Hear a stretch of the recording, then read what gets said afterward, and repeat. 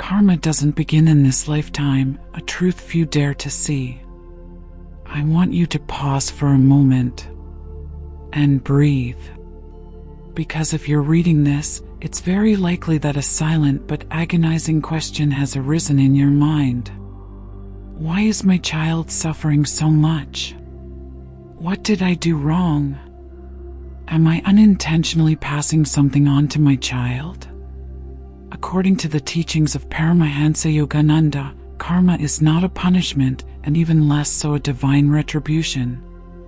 Karma is the memory of consciousness. Karma is the continuous flow of repeated thoughts, unhealed emotions, and deeply ingrained mental tendencies from many lifetimes. Karma doesn't begin when you have children. Karma is already present even before you meet your life partner. Yogananda taught, each soul chooses parents not by chance, but because of karmic compatibility. This is very important. Your child doesn't come to be harmed by you, but to resonate with, complete, or transform a lesson. There are 3 levels of karma that parents need to understand. Personal karma, what you carry from many lifetimes. Family karma, patterns repeated through generations. Collective karma, social beliefs, culture, and the times. When a child is born, it enters the family's field of consciousness. And this field of consciousness is created not by what you say, but by who you are inside. If within you, constant fear, feelings of inadequacy, unresolved resentment, the belief that life is a struggle, then the child will breathe in that very vibration as air. You don't need to do anything wrong. Simply being unawakened is enough for karma to continue flowing. The hard truth: children don't just learn from their parents' behavior. Children are programmed by their parents' state of consciousness. Yogananda calls this the magnetic influence of the mind. Your mind is a magnet, and the child is the softest piece of metal. Parents transmit karma to their children through invisible paths. Most parents think, I didn't hit my child, I didn't abandon my child, I did my best. But Yogananda said something that awakened many and also caused great pain. The deepest karma is not transmitted through actions, but through a prolonged state of mind. 1. Karma is transmitted through repeated thoughts. Every time you think, life is so hard, no one is trustworthy, you have to sacrifice to be loved, I'm always short of money, you're not just thinking for yourself. You're laying the foundation of consciousness for your child. The child doesn't understand through language. It understands through vibrations. 2. Unhealed emotions are the strongest karma. A mother living in anxiety will give birth to a child sensitive to fear. A father harboring anger will create a child who is either rebellious or repressed. Not because the parents are bad, but because unseen pain will find a way to continue living. Yogananda taught, what you cannot overcome, you will pass on. 3. Unconscious words create deeper karma than violence. Phrases like, you have disappointed your mother. You must be like others. If you don't try, you will be nothing. These words not only hurt feelings, they leave their mark on the subconscious soul. The child grows up not with memories, but with the invisible belief that they are not enough. For unconscious love is also karma. This is the hardest thing to accept. You may love your child very much, but if that love is accompanied by fear of losing your child, control, expectations, identifying yourself with your child's success, then that love becomes a karmic bond. Yogananda said, "True love is love that does not bind the soul." Paramahansa Yogananda, parents are not owners of their children. I want you to read this slowly, because if there is one thing that Paramahansa Yogananda wants to break at the root of the human mind, it is the illusion of ownership. We say, "My child, my flesh and blood. I gave birth to it, I have the right to teach it." But Yogananda says very gently, yet very directly, no soul belongs to you. You are only temporarily entrusted by God. 1. The souls of children are older than you. The child you are holding in your arms is not a new soul. It has gone through many lifetimes, many bodies, many lessons of suffering and growth. You did not create that soul. You only provide a physical door for that soul to enter this life. Yogananda teaches that souls choose parents based on karmic compatibility and conscious vibrations. This means your child doesn't come to belong to you, but to learn a lesson that both of you are involved in. 2. The biggest mistake parents make: the child is mine. When you believe the child is yours, you begin to decide for that soul, to impose your unfulfilled dreams on it, to fear when it is different from you, to suffer when it doesn't follow the path you've laid out. From here, karma begins to form, not because you are evil, but because the parent's ego has interfered with the sacred relationship. Yogananda calls this love infected with ego. That love doesn't liberate, it binds. 3. Raising children with ego creates karmic bonds. When parents raise their children with fear, if you don't listen, you will suffer. Control, I know what's best for you better than you do. Comparison, look at other people's children. Then the child learns an unspoken understanding. I am only loved when I become what others want me to be. This is very deep karma, because it severs the child's connection to their true self. 4. Raising children with mindfulness resolves karma for the entire family lineage. Yogananda did not teach parents to be perfect. He taught parents to be mindful. Mindful parents are those who know how to observe their own emotions before reacting, recognize when they are speaking out of fear, dare to apologize to their children when they are wrong, respect their children's souls as independent entities. When you let go of the illusion of possession, love becomes transparent. And at that moment, you not only help your child resolve their karma, but also dissolve the controlling karma that has existed for generations. 5 types of karma parents often unintentionally transmit to their children. This part is not for self-blame. This part is for you to recognize and transform. Because karma is only strong when it is unseen. 1. The karma of fear. This world is not safe. This is the most common type of karma. When parents are always overly worried, always warn of danger, always prepare for the worst, the child absorbs a fundamental belief. Life is about being on guard. The child may grow up to be chronically anxious, untrustworthy, constantly stressed for no reason. Yogananda taught, fear is the absence of faith in God. When parents live in sacred faith, their children naturally learn inner peace. 2. The karma of lack, never enough. It's not just about lack of money. This is the karma of feeling not good enough, not smart enough, not worthy enough to be loved.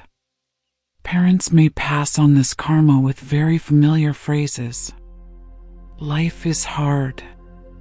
To survive, you have to work hard. Nothing is given for free. The child grows up to be always chasing achievements, always afraid of loss, always feeling empty even when achieving many things. Yogananda emphasized, the universe lacks nothing. Only the human mind thinks it lacks something. 3. The karma of blind sacrifice. I owe my parents this life. Many parents unconsciously say, for you, I have suffered so much. Parents have sacrificed their whole lives for you. It sounds noble, but the karma created here is an invisible burden.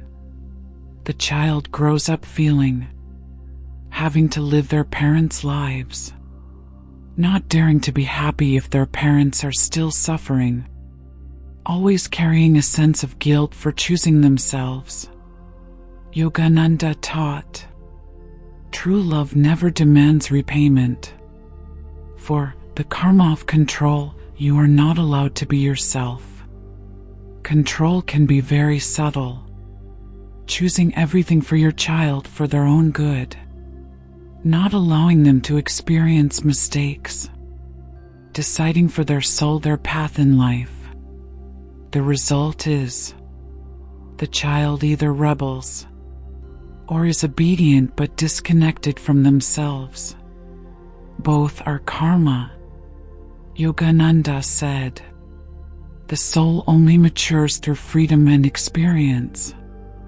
5. The karma of misled beliefs about yourself and God.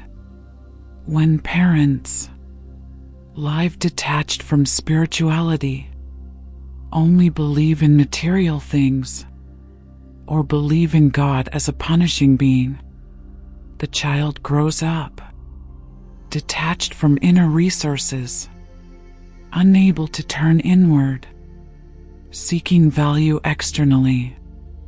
This is the deepest karma, because it severs the connection with the divine being. Yogananda came to this world only to remind us of one thing: God is within you, and it is the parents' duty to help their children remember that. Awaken parents, the only way to end karma. I'll tell you something frankly, it may be hard to hear, but it's the door to liberation. You cannot resolve your child's karma by correcting them. You can only resolve your child's karma by awakening yourself. Paramahansa Yogananda never taught parents to raise their children well. He taught parents to become awakened souls. 1. Karma ends when consciousness changes. Karma is not erased by promises. Karma does not disappear through attempts at control. Karma dissolves when you no longer react as before. You recognize and stop. You observe instead of identifying.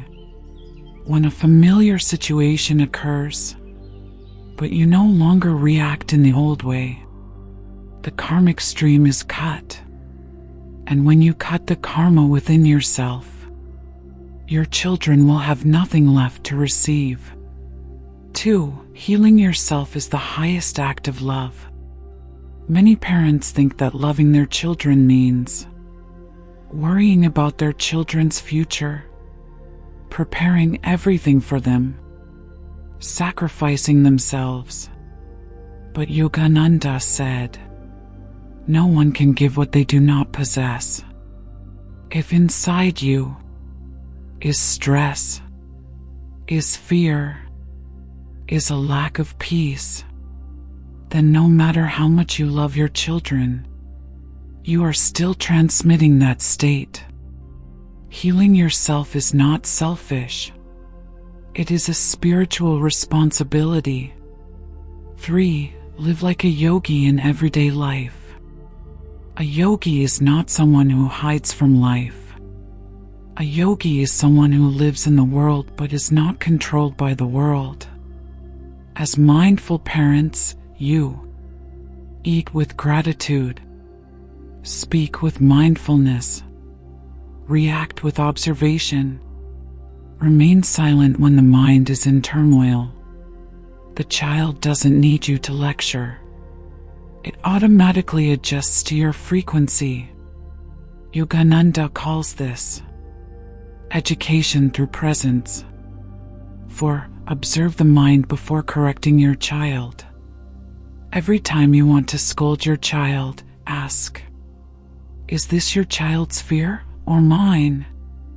Am I reacting for your child's sake or for my wounded ego?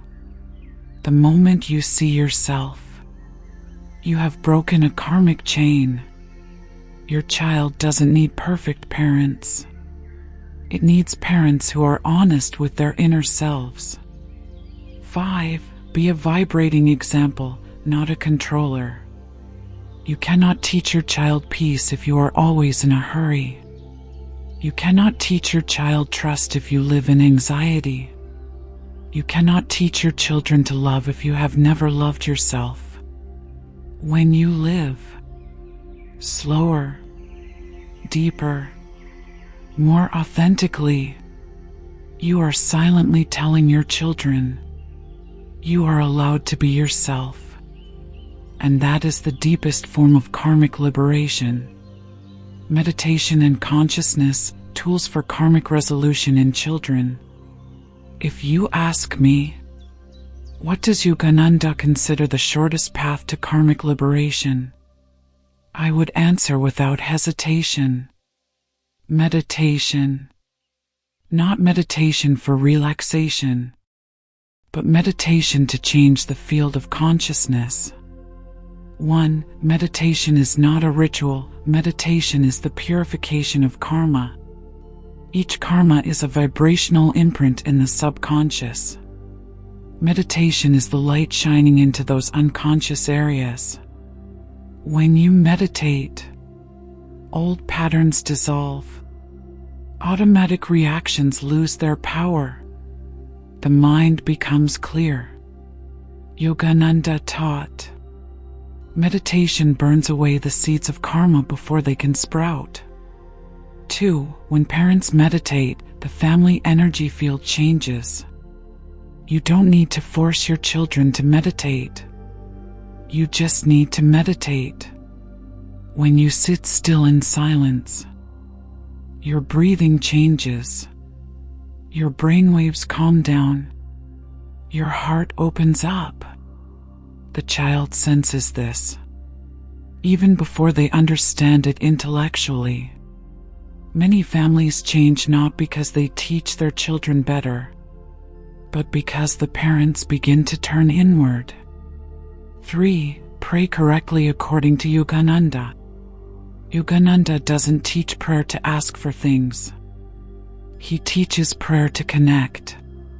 Praying for your child is not, may my child succeed, may my child not suffer, but rather, may my child remember their divine self.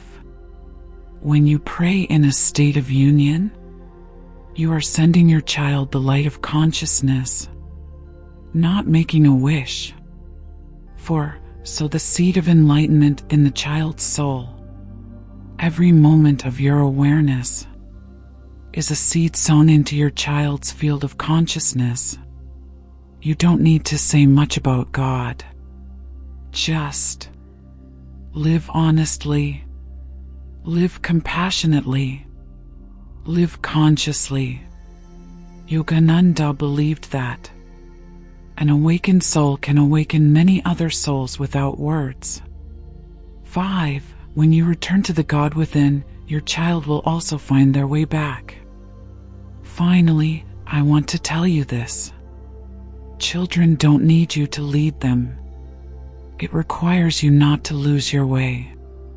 When you live in connection with stillness, inner wisdom, the inner God, you are saying to your child, not with words, you are not alone on this journey. When a parent awakens, the entire family is saved ****. An awakened person can lighten the karma of many generations. 1. Family karma doesn't require everyone to change.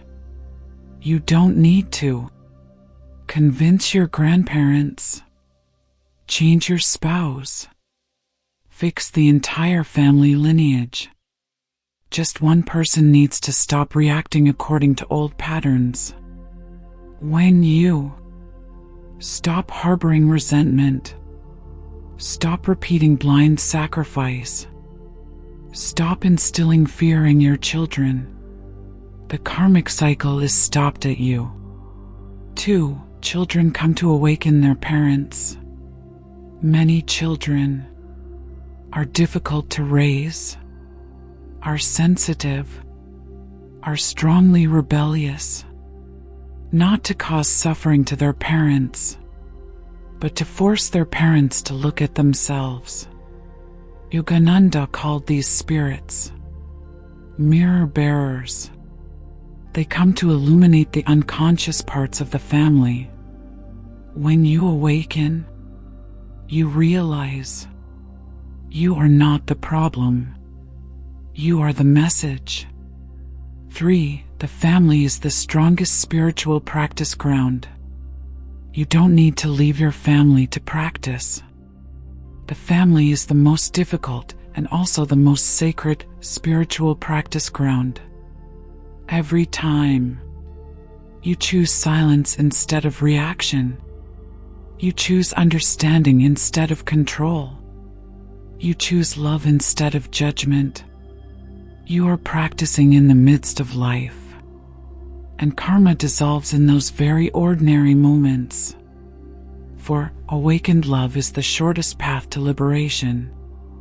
Not ritual, not doctrine, not lofty philosophy, just loving without binding, being present without imposing, guiding without possessing.